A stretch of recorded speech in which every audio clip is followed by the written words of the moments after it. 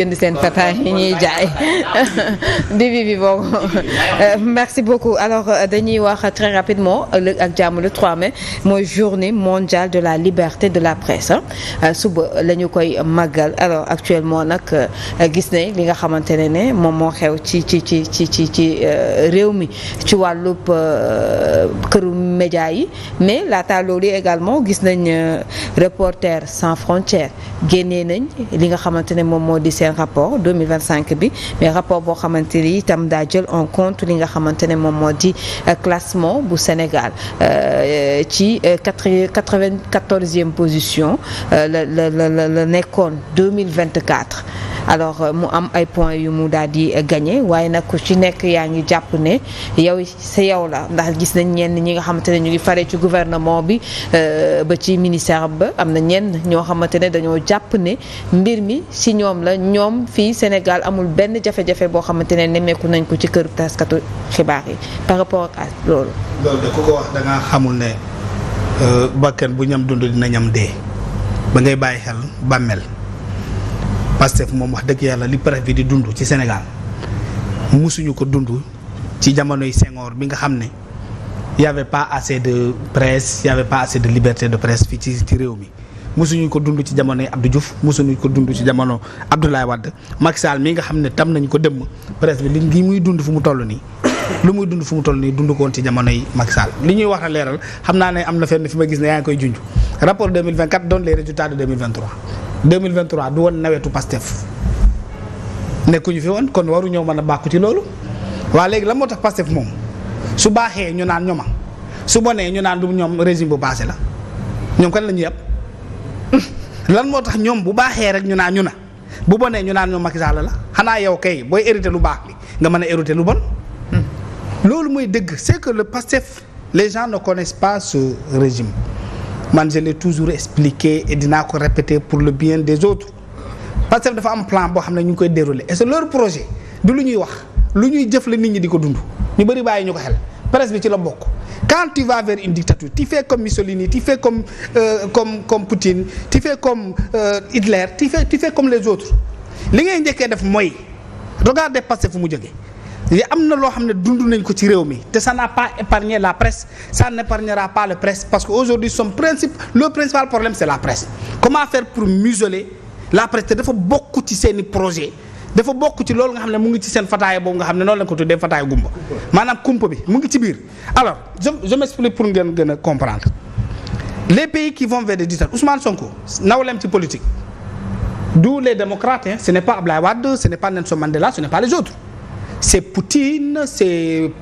Kagame foofu la d'ailleurs dem ak les autres ñooñu nga xam ne seen démocratie xam nañ ne loolu du démocratie un président de la République buy dem élection di gagner 98% nekk ci 15e mandat nga dem di célébrer benn mbir mu mel noonu donc xam nga ne wane na boppam ba pare Ousmane Sonko dem na fale ca Diamniadio taxaw si kàddu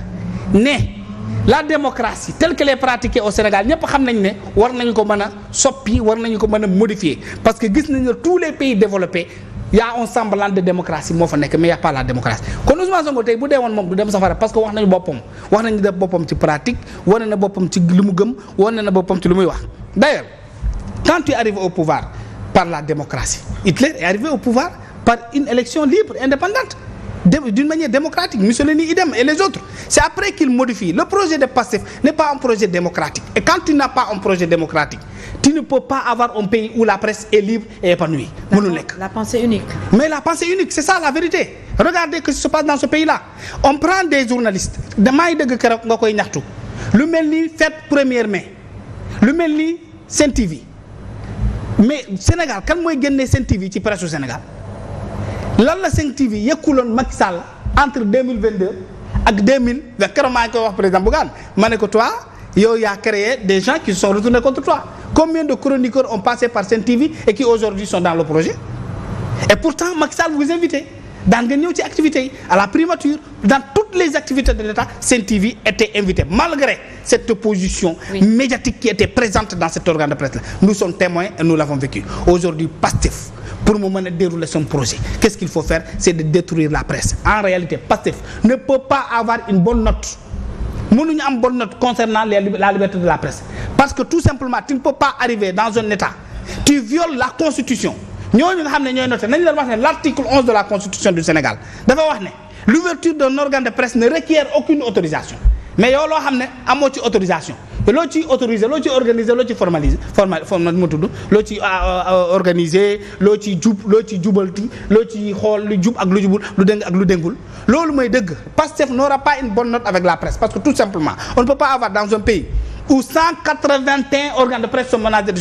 suppression, de fermeture. La liberté, la démocratie, pour qu'elle puisse être puissante, pour qu'elle puisse être debout, pour qu'elle puisse s'exprimer comme il se doit, il faut que la presse puisse s'épanouir. Que l'organe de presse, comme on dit, parce que tout simplement, l'État, son rôle n'est pas de fermer des entreprises, parce que les organes de presse, c'est des entreprises. Son rôle, c'est quoi? Xool anami mu ngi dëkk ci benn koñ jënd na ñaari caméra jënd na ñetti caméra recruter na ñaari doomu Sénégal kii di caméraman kii di présentatrice kii di journaliste kii di leneen muy nekk ay doomu Sénégal ñuy fayeeku ci organe boobu li nga xam ne lépp loo xam ne jot nañu ko entreprise boobu noonu xam nga ñii ñàkk xam-xam moo leen sonal pour ñoom quand tu laisses Bougane Gueye s'épanouir c'est laisser Sen TV s'épanouir et quand tu aides Sen TV à s'épanouir tu lui permets d'avoir les moyens de donner à Bougane les moyens de faire face à eux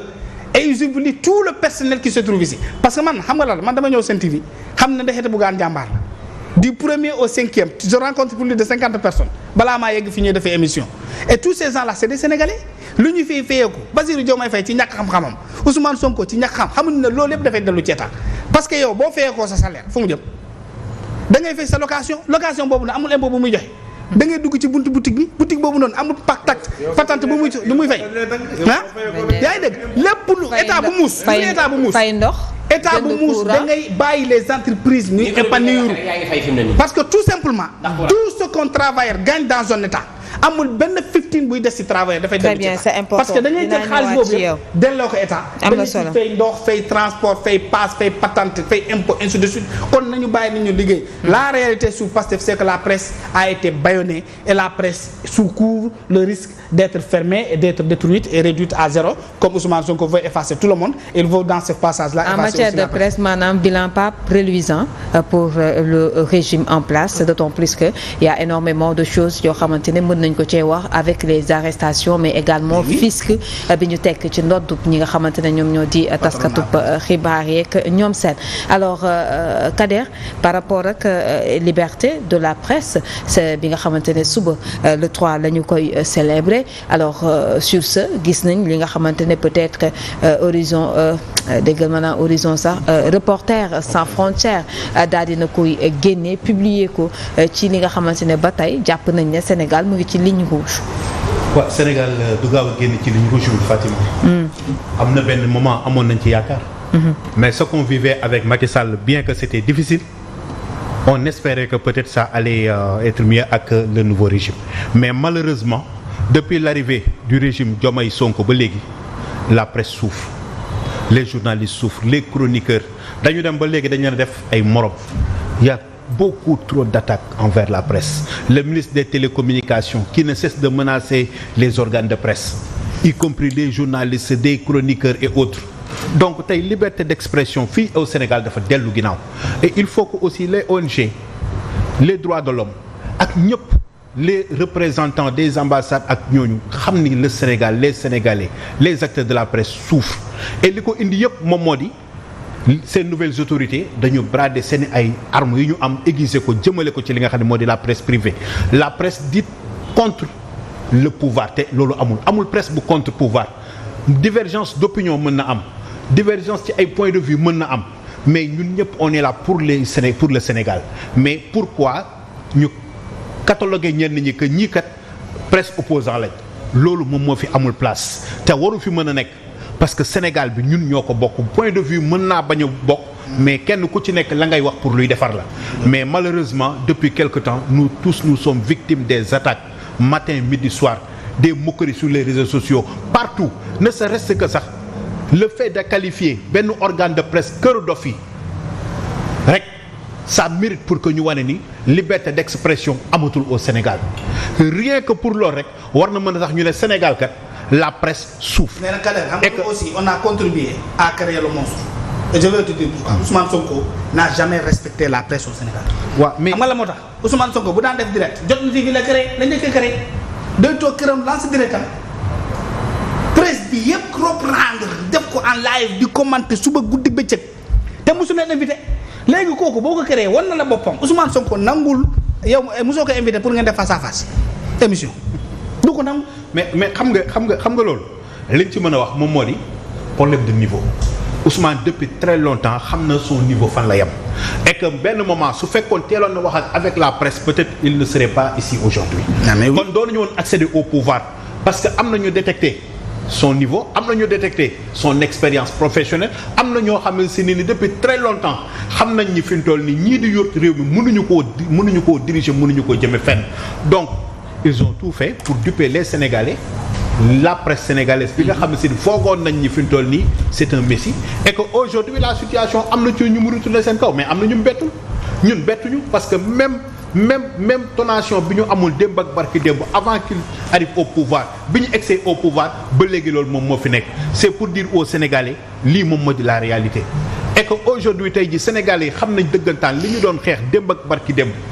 moom moo fi nekk ba tey donc monstre bi ñu doon daw sous Macky moom moo fi nekk ba tey et que malheureusement léegi nag li ñu am moom mooy un premier ministre qui se permet d'aller à l'Assemblée nationale au Parlement devant des ministres devant les Sénégalais pour dire que je vais effacer je vais effacer moo boobu noonu Adolf Hitler ak les Juifs day tonation bu bon la lu bon lay fàttali que des mauvais souvenirs tey ji Sénégal nga ko mën a wax dara la ci fekk mais pays européens yi wala am na foo xam bokk foo waxoon dee demee dañu lay laaj sa démission pourquoi Ousmane tout lui est permis alors que les autres non il faut que ñu xam ne liberté d'expression mooy la liberté bi am Ousmane Sonko mën a am pour wax lu ko neex liberté boobu la les responsables politiques am pour mën a wax lu leen neex sans dara fekk leen c'est cette même liberté la presse mën a am pour wax lu ko neex sans autant mu craindre que demain dañu koy menacer de fermeture. Il a utilisé une fameuse phrase là d'un dictateur connu. Nee na on vous assure la liberté de la parole mais on ne vous assure pas la liberté. On ne vous garantit pas la liberté après l'expression. Donc loolu c'est un dictateur là connu de tout le monde qui l'a utilisé cette expression. à l'Assemblée nationale la ko waxee. Très bien actuellement il faut que l'opinion nationale et internationale savent lan moom moo nekk di xew Sénégal. c'est pas parce que télé yi ñi ngi tàkk que y a la liberté de la presse non. liberté d'expression amatul parce que chaque jour ñun ñi fi toog ñëpp ku ci nekk booy ñëw sa famille dinañ la artu ne serait-ce que sa famille di soucier wu ci yow ne serait-ce que ngay génn ñu lay attaquer di la persécuter di la saaga même sur les réseaux sociaux ngay génn di xëy di ñu wax di dem te xamula ndax di nga dellu si waat c'est notre quotidien d'être même attaqué par des gens yu ñu bokkal même métier de la presse des acteurs de la presse qui attaquent un autre ci benn organe des organes du pouvoir et des organes de l'opposition aujourd'hui li fi am moom mooy tey jii les amnisties et autres il faut plus de concertation il faut plus de courage il faut plus pour que ñun accepter admettre que actuellement la presse souffre et c'est pas seulement la presse dans son ensemble mais il y a des personnes ciblées